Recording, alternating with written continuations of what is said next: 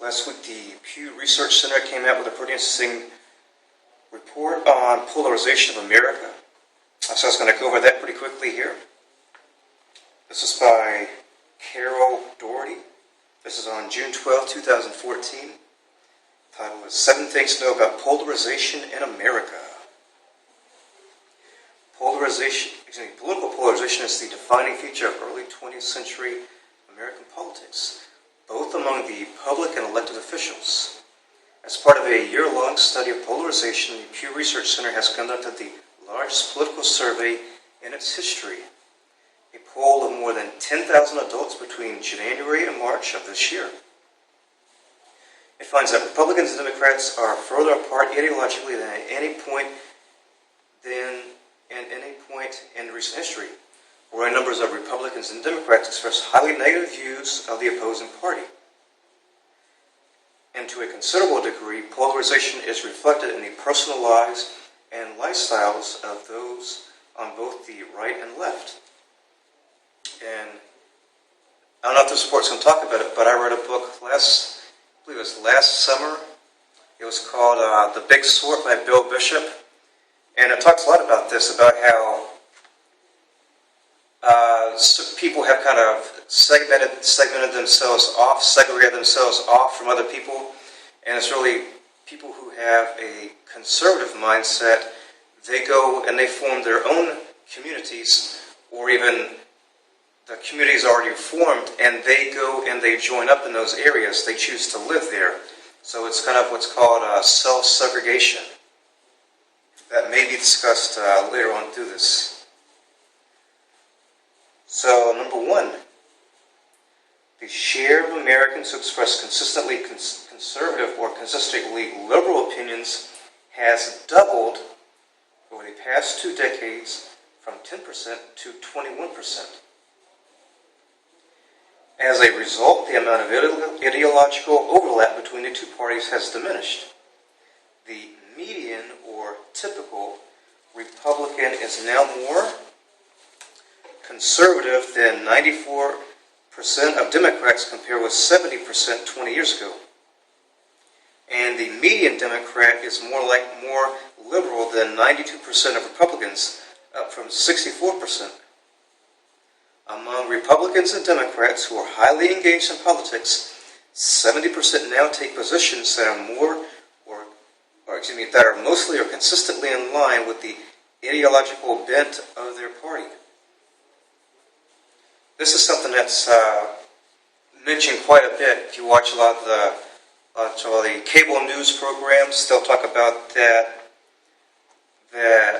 conservatives, they're going to migrate over towards like Fox News or the Weekly Standard, or let me think of some of those, WorldNet Daily.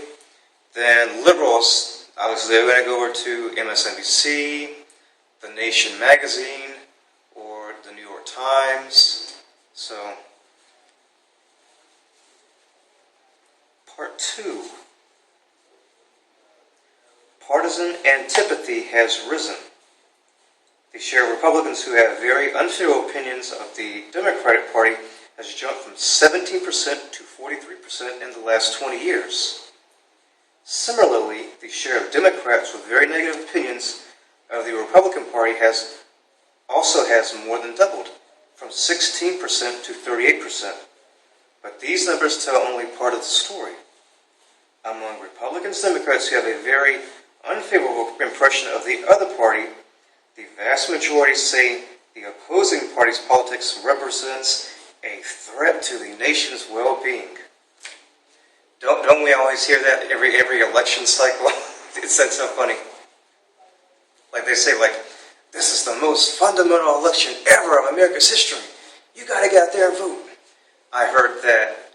I'm only 30. I've heard that in 2012, 2008, 2004.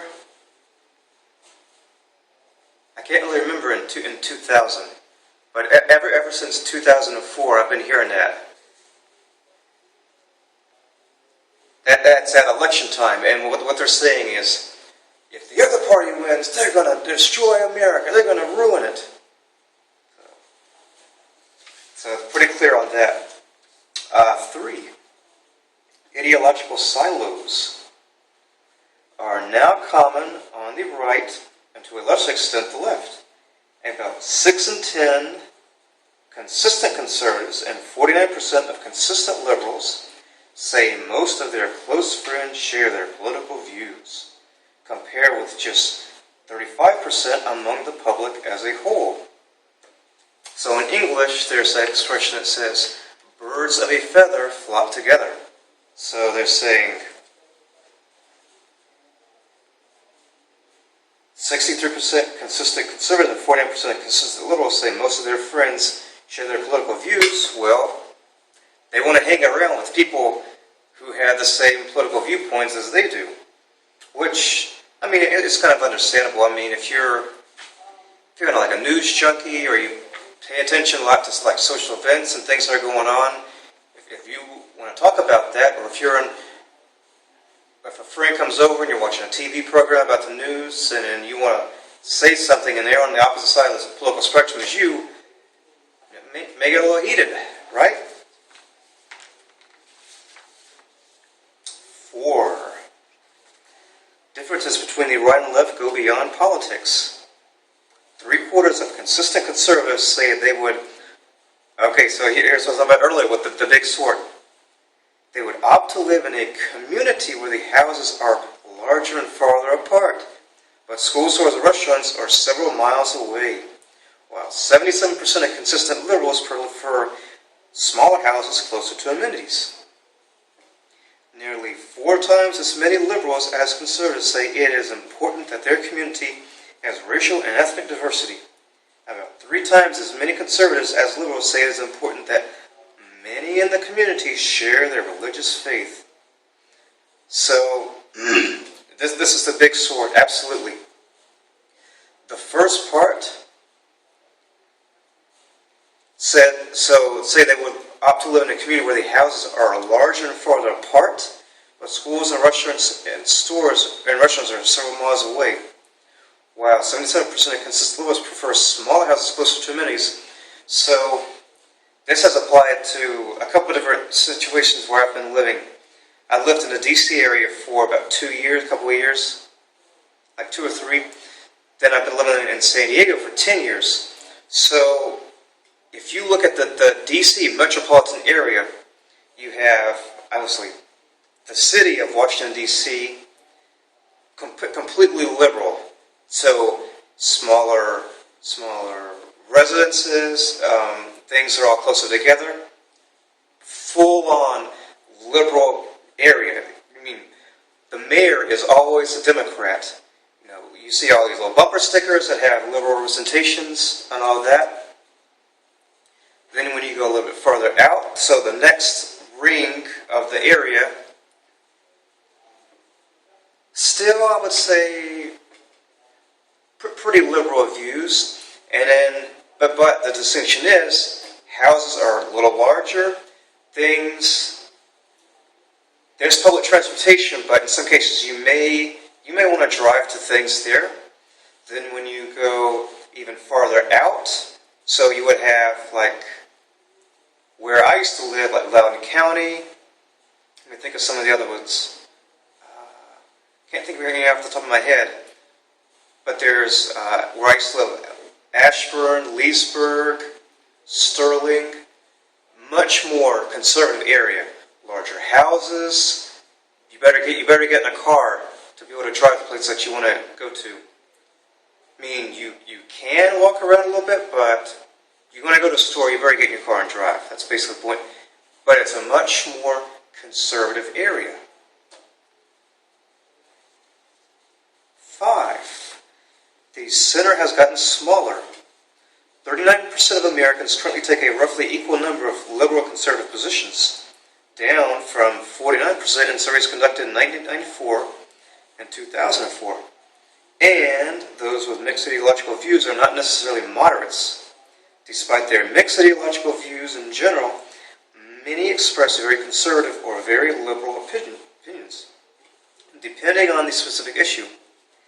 As a result, many current policy debates, such as immigration, gun control, and healthcare policy,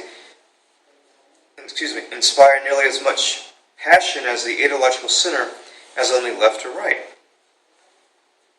So, as what they're saying is, before the center was 49%, or basically half of the public. Now it's down to 39%.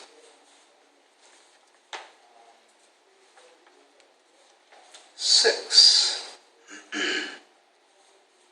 The most ideologically oriented Americans make their voices heard through greater participation in every stage of the political process. Self-reported voting rates are higher among those on the right than on the left. No doubt. When you look at how midterm elections go, it's far more older, whiter, more educated, more affluent, more conservative.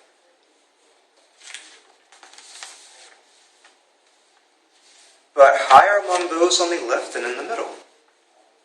Political donation rates are roughly double the national average among ideologically consistent liberals and conservatives. So it was 31% for consistent liberals and 26% for consistent conservatives. Political donation rates are roughly double the national average. So basically moderates don't even hardly donate money. 7. To those on the ideological right and left, compromise now means that their side gets more of what it wants. About 6 in 10 across the board liberals, 62%, say the optimal deal between President Barack Obama and the GOP should be closer to what Obama wants. So did you get that? Closer to what Obama wants, 62%. Now listen to this. About as many consistent conservatives, 57%, say an agreement should be more on the GOP's terms. So based on like a lot of the views of the media, they would make you think that it was reversed. They would make you think that 60% of conservatives said that a deal should be more on the GOP's terms, while 57% of liberals thought that it's reversed. Maybe because what the media says is always, the Tea Party and Republicans are so stubborn. They don't want to cooperate. They don't want to have any kind of compromise and all that. So, some of the comments. Morton. The big difference is that liberal positions are based upon facts. Why don't you do a survey on that?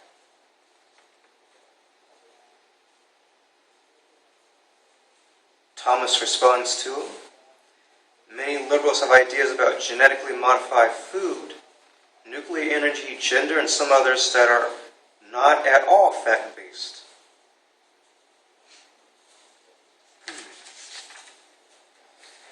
That's about enough of that. I'm going to put the link down below for this article, and you can take a look at it for yourself, because there are some graphics and visuals that you can take a look at, some charts they put together. Other than that, thanks for watching, and I'll talk to you soon.